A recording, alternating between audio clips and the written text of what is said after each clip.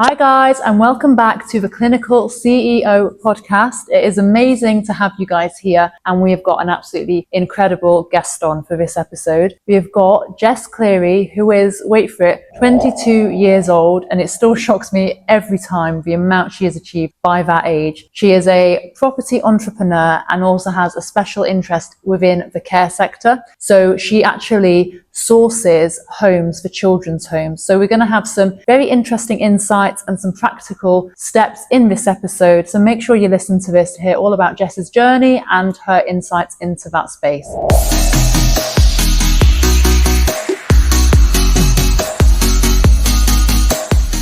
Right, so welcome, Jess. Thank you very much for having me. Thank you for coming. Good to have you here. How are you doing today? I'm good, thank you. How are you? I'm good, thank you. So obviously we've had the introduction to know all about you. Yes. So I want to hear from yourself as well. Tell me a bit about yourself and what got you into property, how you started Jess Develops. Yeah, so I started in property after dropping out of university.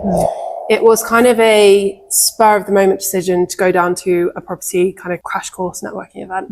And my love for it stemmed from there. I started a marketing agency when I dropped out of university, and all of my clients were in property. So then when I saw this event on my feed, I was like, oh, I'm really interested. I'll go down. I was around property every day. So, and then, it just stemmed from there. My love for property just evolved. And you dropped out of uni, which is brave, especially in this day and age. I feel like everyone goes to uni. Yeah. It's the done thing. Like way back when it wasn't the case. And I suppose degrees were a bit more, I don't know if they were more competitive or less common, but now it seems like it's even with a degree hard to get a job. So to drop out would have been very brave. Thank you. Yeah, it was kind of like it was a spur of the moment decision. Was it a bit impulsive? It was a bit impulsive.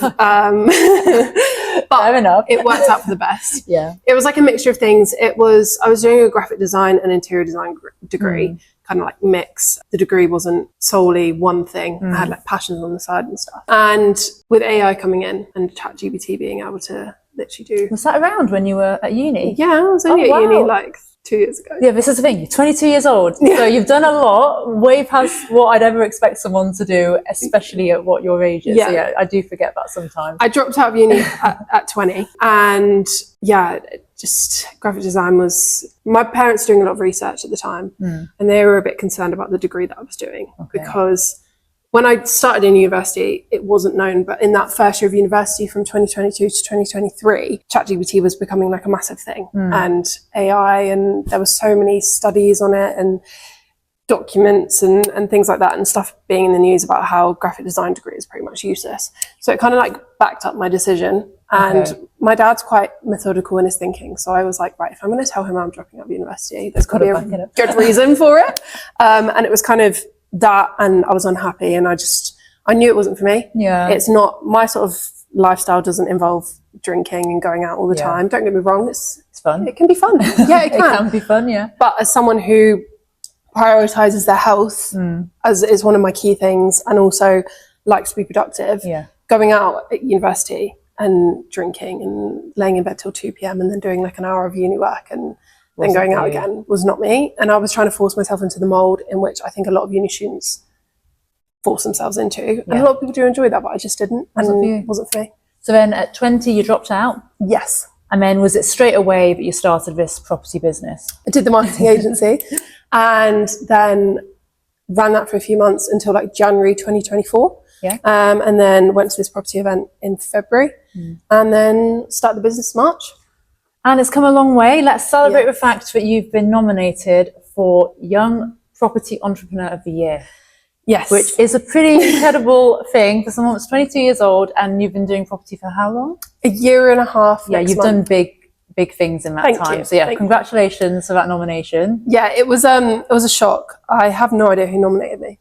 I really want to know. Could have been multiple people. Could have been multiple Probably people. was multiple people. Yeah. But it was really nice to get the nomination. Yeah. So yeah. I mean, what brought you into the care side of things? Because now part of your sourcing is care. So tell us about that, how that happened. So I met my business partner now, Chantal, back in kind of March of this year. Yeah.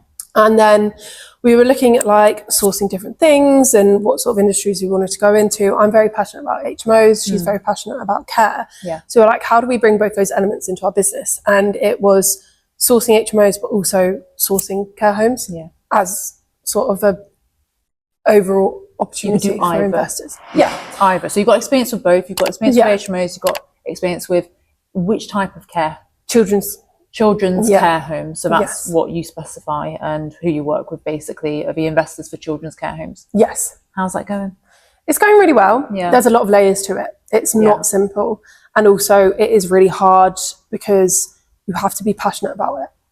I was going to touch on this because for people listening, I feel like care, social care, people can be attracted to it for the wrong reasons and thinking that it's a way to earn money or whatever else. So I guess what are your views on that, and who do you work with? So we're very, very closed off when it comes to working with clients who want care homes. And that's just because, first of all, we're apprehensive that people are getting into it for the wrong reasons. Yeah. And I think anyone can invest in property, and I think anyone can invest in an HMO, in a flip, in a BRR, buy-to-let, but not everyone can invest in a care home. And we won't work with people that don't have the emotional investment in it. Yeah. So dealing with care homes and dealing with children's care homes specifically, there's a lot of requirements.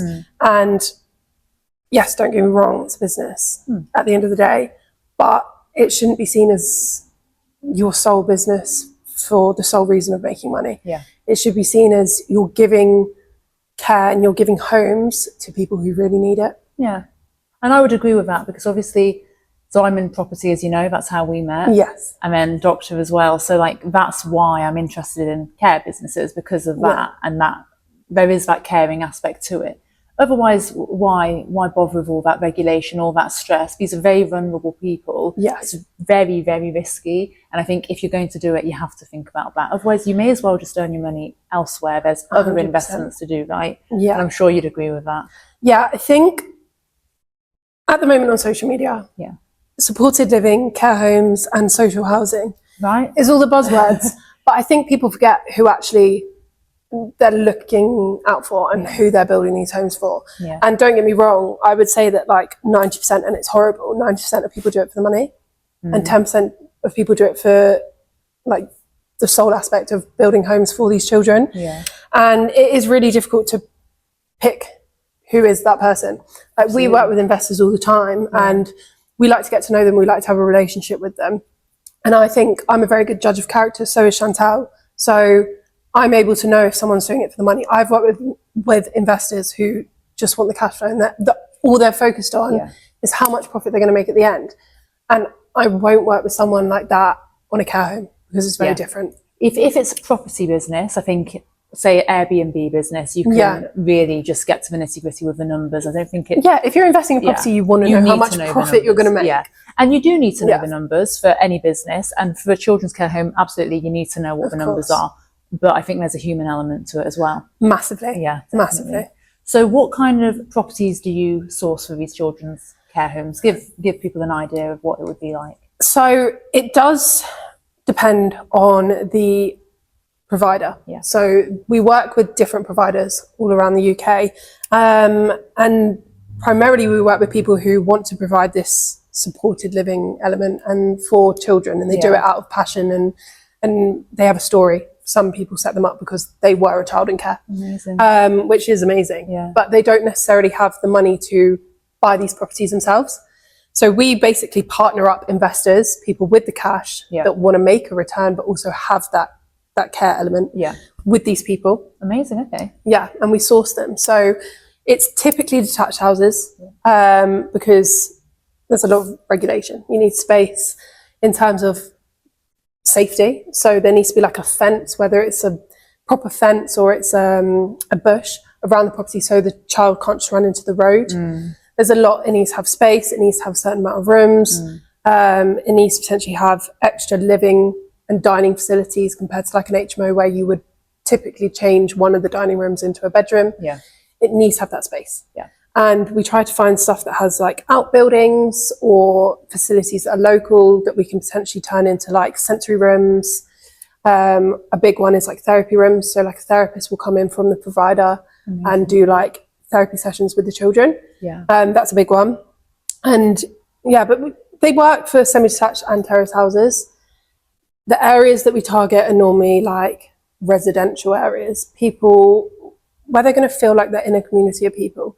And I think we also look at that when it goes into planning as well, which I'll touch on more in a minute. We don't want loads of children's care homes. If you've got loads of children in one area, that is just a recipe for disaster. There is a reason why you limit the amount of children in one property at a time. I can imagine. Yeah. Because for people that don't have experience with it, for the listeners that may not know, a lot of these children's care homes, not all of them, there's different types, but it can be children with emotional and behavioural difficulties. So very emotionally dysregulated at times, and then they may end up doing things that are quite risky. So yeah, having that space to be a bit further away from perhaps other children in the same position. But equally, the children do need a place to live. Yes. And there can be a lot of disruption in local areas, or like, oh, there's going to be a children's home here. People have a lot of objections. A lot of objections. 100%. Yeah. But in my opinion, and I think it is very unique opinion, is that you could have a family move in next door with 5 kids that all have different needs. Yeah, different needs. We've sourced properties that I've been into properties before where I've been on viewings, and it's family with children that all have special needs and they have different requirements. It's the same. Yeah. And I think people think of children's care home as like, I don't know, like on movies like Annie, orphanage, destructive children. True. And I think there is a stigma around it. There's a stigma. 100%. What we've seen when it's gone to planning, the objections, it's ridiculous. But at the end of the day, you are literally having a house with 3 or 4 children in it. Is that the usual then? You'll source a house where there'll be, say, 3 bedrooms for the children, 1 bedroom for staff? Yes. So typical 4 or 5 bed houses is what you look for? Yeah. So max amount of children that providers will put in one property is 5. That's very rare. We've seen properties that only have 1 person in, 1 child and 1 carer. Yeah. And that's when they have very, very specific needs. Yeah. This one was a very unique case. But it's typically 2 to 3 children. Yeah. I would imagine that's a good spot between it being a family home and the children having more of a family style environment. I know you can't replicate the exact thing, right? Because it is staff, there's going to be changeover. But if you're having like a care home like how we would have for the elderly, we've got 40 beds or even 20 beds. It's not going to work, is it? They need the stability in a proper home, a family home. So a home you'd generally source is ideally detached, right? It is ideally detached. Ideally detached. Yeah. 4 or 5 bedrooms. Yes. I'd assume garage or driveway space for lots of cars, people coming and going in terms of therapy. It just needs to have accessible parking. Okay. So I think one of the things that we've seen is they want at least 1 space. Okay. And that's fine. Like you can create like a parking space out of nothing these days. Okay. But it needs to have some sort of accessible parking, so not permanent parking. Yeah, because like you have like therapists come in once a month. Or family doctors coming to visit. Yeah, family. They try to, the whole point is to build up the relationship, if possible, with the family for the child to go back into their care. Yeah, and that's important to know. Is possible. I think other thing to touch on is sometimes it's really difficult because you can only put 2 children or 4 children in a property, because a lot of providers have found that if they have 3 children, 2 will be like best friends and then they'll like gang up on the other. Okay. So it really does depend on the provider that you work with. Yeah. So some providers would rather have 2 or 4, others are happy with 3. Yes. Okay. Yeah. Fair enough. I think it's like experience and what they've experienced. What they've worked with. Yeah. So I think I've got a flavour of it, the type of house you're looking for. Is there anything else you think we need to be aware of in terms of the type of property? It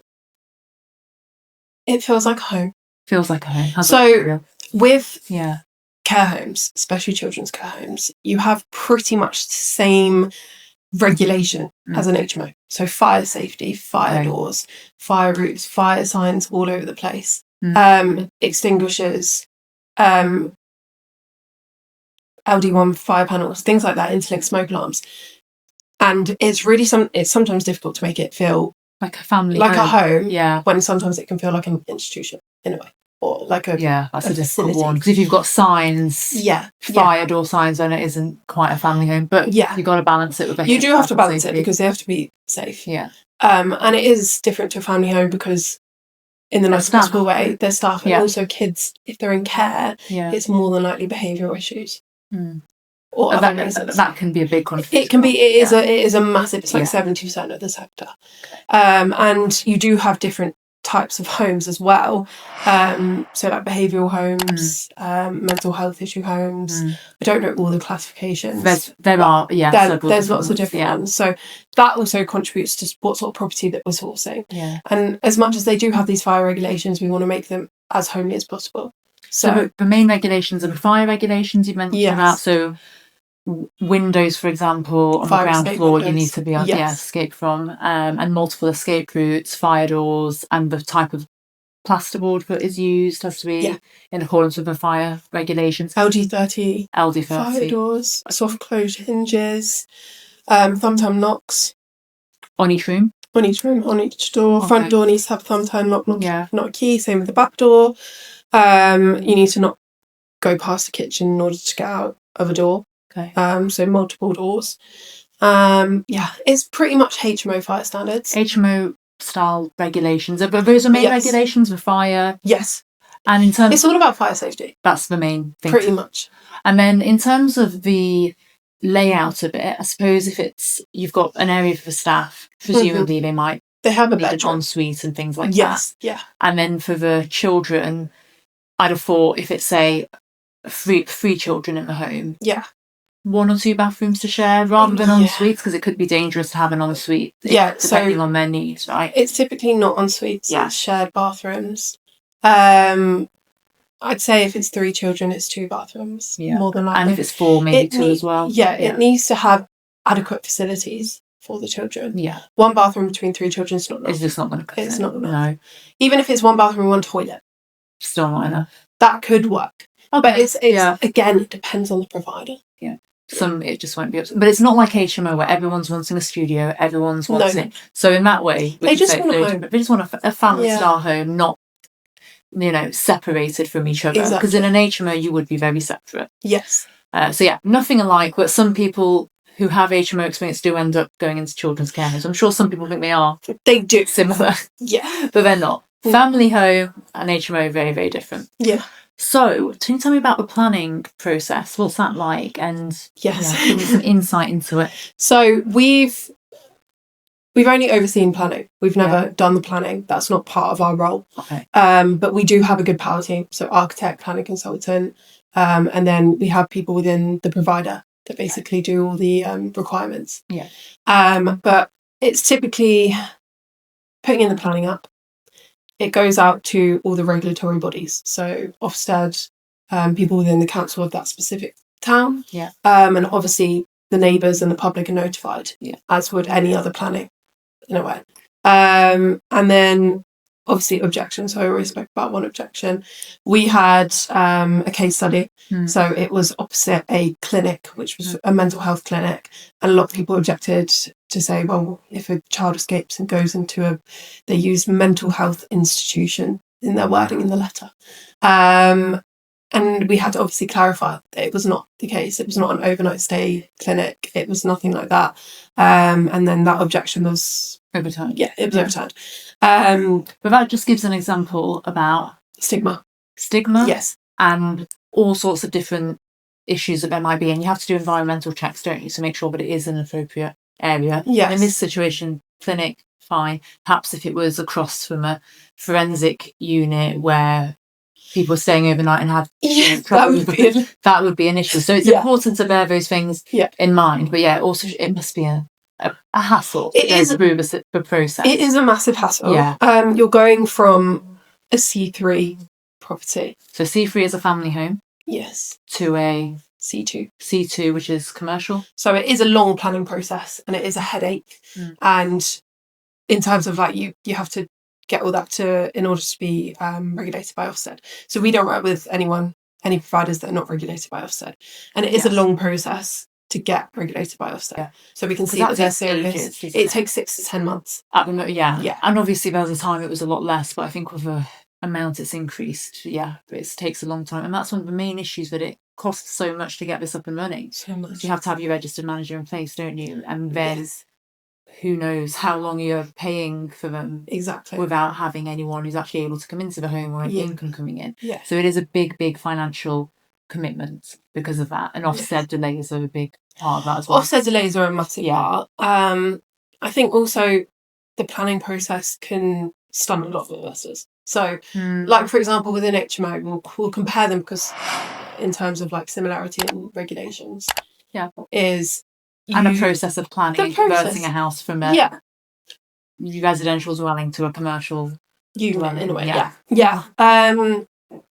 With an HMO, you can get a commercial valuation quite quickly compared to a care home. Yeah. You can literally just apply for the refinance, go through the refinance process, get a valuer in, get the valuation. Obviously, there are things to that. So any HMO people watching this, I do know what I'm talking about. I'm just trying to summarize. I do this a lot. But getting like a commercial valuation, doing a refinance for investors on a care home is an absolute nightmare. Is it? It's a nightmare. Oh no. Because you can't have the planning. You can't get the valuation without the planning, because then it's a C3 home and it's not a commercial unit. Okay.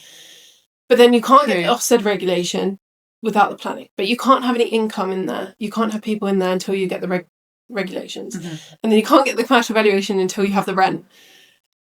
Oh, right. So because obviously a commercial unit is based off of the rent that you get. Yield, and it's and the yield is multiple of the income. Yeah. So it's really difficult. It's really difficult, and it's really hard to stack these deals as well, these investments. Yes. So if you're presenting a terrace property to an investor, you say you buy it for this amount, you spend this amount, this will be your rent, this is what it's looking like. Fairly simple, straightforward, but this is not. So what we tend to do is we'll do it a commercial valuation and the GDV based off of what we would say it as an HMO, because it's pretty similar, because it's the same. There's no multiplication for commercial valuations, so I don't want any brokers to come for me. But it is a division of the yield plus a lot of different elements. But we will then basically base it off of that. We'll also look into any care homes within the vicinity of this property. As comparables. Yeah. Even if they're not children's care homes, we'll look at sold prices, HMOs that are sold. We've got AI systems that can look into like valuations that people have got on properties that have been refinanced and things like that. So it is really hard. And I think, again, when you're looking at an investor, they have to be doing it for the right reasons. Are they happy to leave in their money for a long period of time? Exactly. Are they just there for the quick cash? And if they are, then they're not the right investor for a care home. They might as well do an HMO or a BRR. And they can do that with you. They can do that with me. Yeah, of course. Of course. You can do everything. But it comes back to the same principle that they need to be in it because they have a passion and they care about the people. Absolutely. Because if there's a leak, that's on the landlord. Yeah. Like, the provider deals with like small maintenance. But if there's like a roof tile missing and there's a leak coming in, that is on the landlord. If they don't really particularly care about the fact that vulnerable children are living in their homes, then they're not out there the next day repairing it or have sent someone out, they're not the right person. No, it's going to cause all sorts of headaches down the line for everyone involved. And I think some people don't realise there's a big legal aspect to this and responsibility as well, because heaven forbid anything untoward happens, that's someone's life that's on the line. So I think it's nice and easy to say, oh, well, let's just do this because it's a buzzword and it's something that we should do. But no, there is a lot of risk involved. Yeah, I don't think I could touch it if I didn't have the background I had, because I feel a bit more understanding of a risk. And you don't have to have that background, but you have to be aware of it, I think. Yeah. Otherwise, it doesn't make so much sense. So I think it's not talked about on social media in terms of. I think that is though, isn't it? It's all the good. I know, but even HMO, it's like, oh, you know, it's amazing. This is for rent. And a lot of the time, it's fluffed up figures. It is. So we can all accept that. Yeah. I'm sure not with you. No, not with me. Not with you, but there's a lot of people out there where it is fluffed up. So yeah. Yeah. I think also like, because it is like a buzzword at the moment, care home. It's fashionable almost. It is fashionable. Yeah. We went to the Children's Care Home Association conference back in, I want to say June. Feels like it was not that long ago, but it was. I think. And it was really, really refreshing to speak to all these providers who, like, some were involved in like knife crime when they were younger. So now that they've set something up for people that have been involved in crimes, and then they have somewhere to go to after. As a child, like pre-18.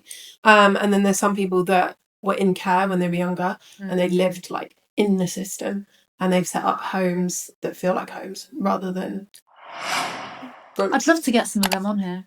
I'm sure I can connect you. Yeah, and just hear like their journey and like how things can be done better, so that whatever, because there must be a reason they're driven to do this. Yeah, 100%. Perhaps they've had very difficult experiences in those care homes. Things weren't run as they should be to give them the best chance. So, you know, it would be interesting to hear from them. Yeah, definitely. It was interesting to speak to them. Yeah. I think also it was really, on the flip side, it was really interesting to hear people that I was like, oh, so what's your story? What's your background? And they were like, oh, well, we make X amount from it a month, so that's why. And I was like, oh, okay. I see. And they were like asking me like why I got into it. And I haven't got a background in care. I haven't got a background in crime. No. Not criminal, guys.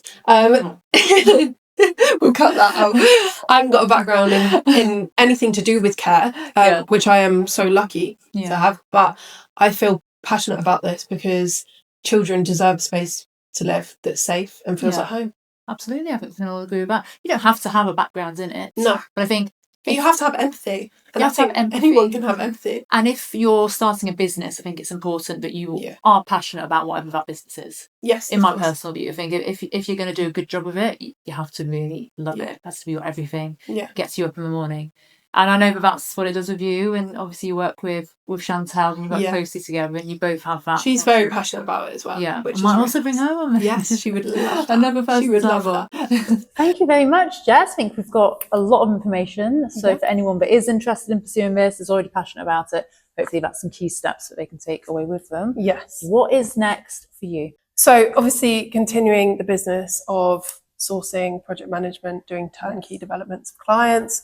So obviously HMOs, buy-to-lets, BRRs, flips, and then also expanding the care side of the business. Yeah. So working with more providers and also working with more clients who want to invest for the right reasons. Yeah. Potentially buying some ourselves. Okay, yeah. Chantal and I have floated the idea. Yeah. We like working with people that, you know how you raise finance and you do the deals, but they know what they're raising finance for and they want to be a part of it and learn about it as well. Like invest and learn at the same time. In a way, yeah, which is really cool. Yeah. So yeah, that's the plans. Yeah.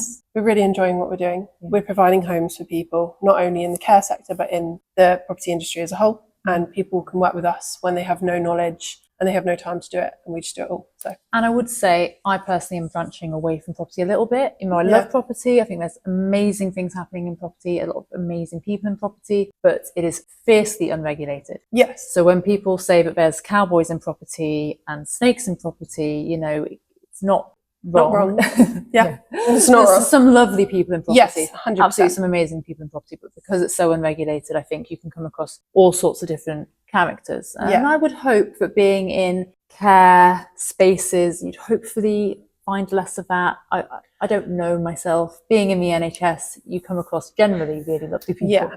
So that's what's so nice about it. But I'd hope that it doesn't attract. It does sometimes. Okay. Well, you burst my bubble there. Sorry.